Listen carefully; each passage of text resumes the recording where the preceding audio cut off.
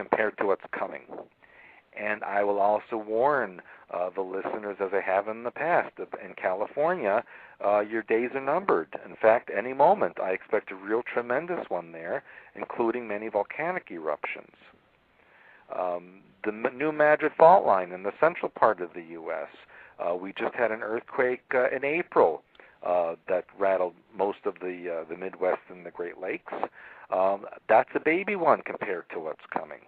So all of these disasters, while theoretically are natural, they are being artificially and prematurely enhanced and promulgated, so that they're happening too quickly, too close together in an unnatural manner.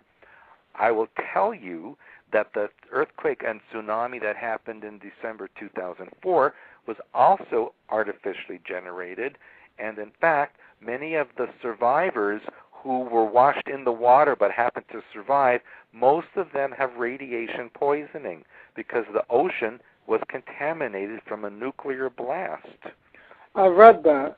And also Hurricane Katrina was stage 2. I saw charts from HAARP on the day of Katrina, and the electromagnetic energy was through the roof. Exactly. It was driven. That hurricane was completely driven and controlled to its destination. What about the cyclone that hit Brazil? Never before in the history of the world had there ever been anything resembling a hurricane in the southern Atlantic, and then bang. That's right. It was artificially generated as a warning to Brazil. To comply with the South American Union? Yes, because Brazil, has a desire to become like the Russia of South America, and they were being controlled by the Rothschilds, and that was going against the Windsor Plan to incorporate North and South America into an American Union. So that was their little smack. Just like the earthquake in China in May was a smack to China to say, okay, you better watch out, because if you don't go along with the game, so to speak, this is what's going to happen to you. Yes, as a matter of fact, I saw a video not too long ago, I think it was a couple weeks back, and that there were reporters that talked about HAARP in China.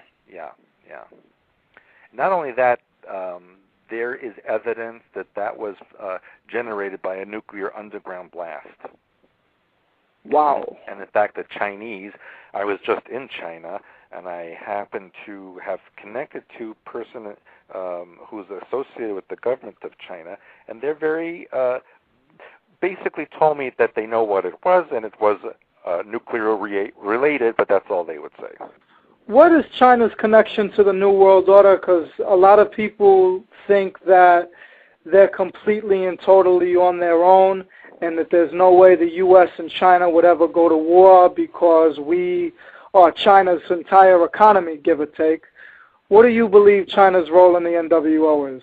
Well, I know that China has for many years been controlled by the Windsor family.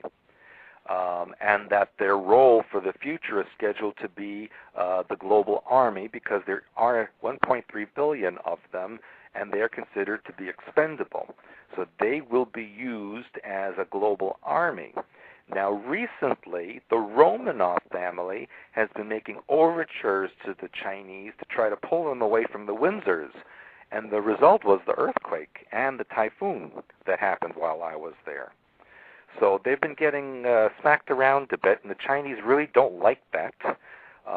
My feeling is that even though they're kind of torn now between the Romanovs and the Windsors, there's an aspect of the Chinese elite themselves who I think are going to eventually make a play for their own standing within the Illuminati. Do you think New World Order is really going to come forth in 2012, or do you think that there's too much infighting going on for it to happen? Well, that's what I've been talking about for a number of years. I think there's, when you take a pit of snakes and you throw them in a pit together, they don't help each other get out. They try to kill each other.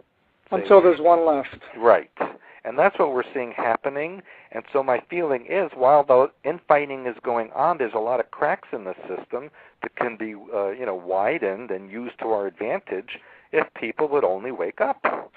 wouldn't the first part be, and I've said this on other shows, wouldn't the first part be to stop partaking in a corrupt system, because once you do that, then the corrupt system collapses in on itself. Stop using banks, stop using credit cards, stop voting, stop paying your taxes, etc. Wouldn't that be the first step? Well, of course, that would be a remarkable move, but how many people are going to do that? That's the question. The question is, how do we get the message out so more people can wake up? Well, that's why I do my work. That's why I do what I do. I wish there were more people like you, man. I do too, because then I don't have to go to Bangladesh and Cambodia and places like that. Agreed. By the way, Stewart's website is expansions.com.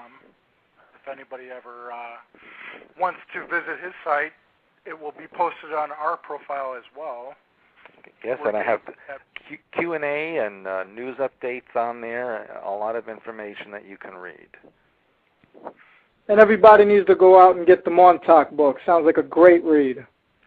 Yes, and I hope that sooner than we think, the Mountauk Unveiled film will be out, and I think that would be remarkable work for people to view and understand what's going on. I did a TV show last year on the Mountauk Project on a local station on Long Island. And I do believe if you go on my website, you may be able to get a copy of that. But I'm not positive, but I think you might be able to get that on my website. We'll definitely check it out. Okay. Well, we're at that hour mark. I don't know if you wanted to continue any longer, Stewart. Do you have anything else you want to share? Well, I want to just tell the listeners that even though this sounds pretty grim and almost set in stone about what's happening, if you would only change the way they think, each one of us has to individually remove the victimization and change the way we think and project out into the world something positive and beneficial. And if we all do that, then this entire scenario can change very quickly. But each one of us is responsible for our own part in it. Yep. We've got a guest who wants to know about Planet X and what your feeling is about Planet X, Stewart, before you go. Okay, I imagine they're talking about Nibiru. Correct. Yeah. I have written about that for a long time. And in April of 2003, that planet was destroyed. As it passed Jupiter, it was destroyed by a very large electromagnetic pulse.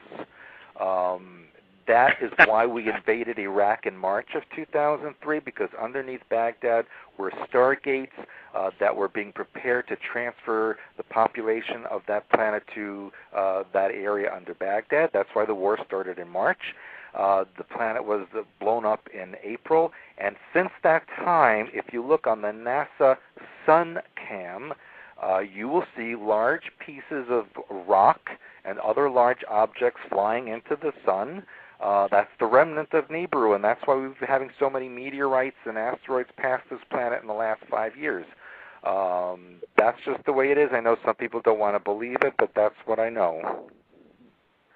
Okay. I have one more question for you. It's more of a down-to-earth question.